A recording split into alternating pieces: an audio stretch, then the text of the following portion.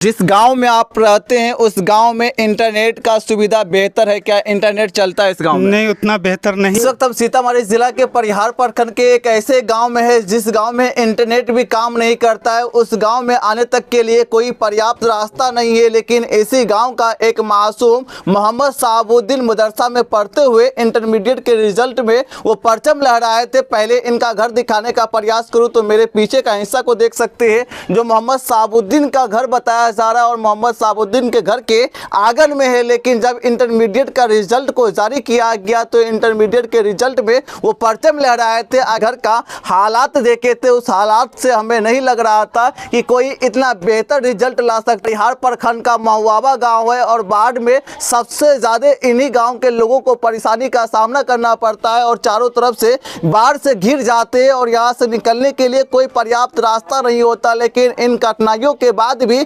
इसी गांव का मोहम्मद साहबुद्दीन इंटरमीडिएट के रिजल्ट में परचम लहराए थे। पैसे मिलाते हैं। सबसे पहले तो आपको बहुत बहुत बधाई हो।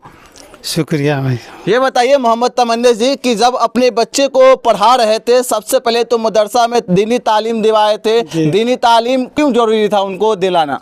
ज़रूरी था दीनी तालीम, इसलिए ज़रूरी था कि भाई अल्लाह और अल्लाह के रसूल का भी जानकारी होना बहुत ज़रूरी है।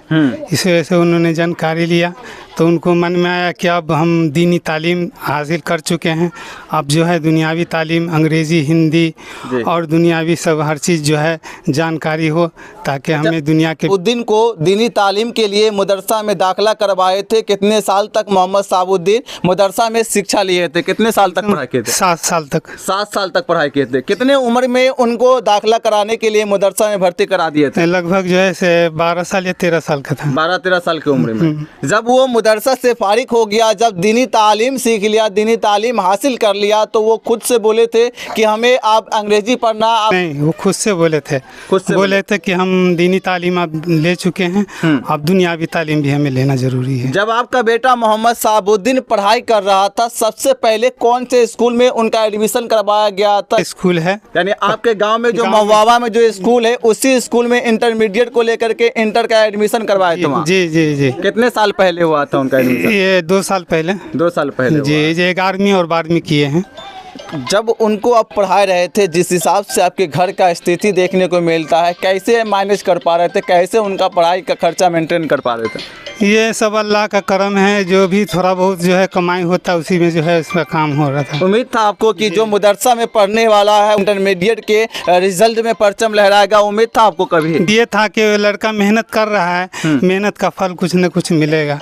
जब वो पढ़ाई कर रहा था, घर से ही उनको पढ़ाई करना पड़ रहा था या फिर मुजफ्फरपुर सीतामढ़ी कोचिंग सेंटर का सहारा लेकर के उसे पढ़ाई करना पड़ रहा था? उनको ऑनलाइन जो है वो पढ़ाई कर रहा था मोबाइल के ज़रिए, और दिन रात जो है मोबाइल में ही वो देख के पढ़ता था। जिस गांव में आप रहते हैं उस गांव में इंटरनेट का सुविधा बेहतर है क्या? इंटरनेट चलता है इस गांव में? नहीं, उतना बेहतर नहीं है। नहीं चलता है।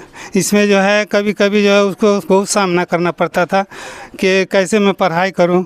तो इस गांव तक आने के लिए कोई पर्याप्त रास्ता भी नहीं है, लेकिन इनके बाद भी इतिहास रच दिया। जी, बहुत खुशी हुई हमें कि लड़का जो है बहुत काफ़ी मेहनत किया। मेहनत करने के बाद भी हमें ऐसा लग रहा था कि पता नहीं कामयाब, लेकिन इसने जो है अपनी कामयाबी ली। बिहार हीरो लेके आया है धमाका ऑफर। हर हर हीरो घर घर हीरो।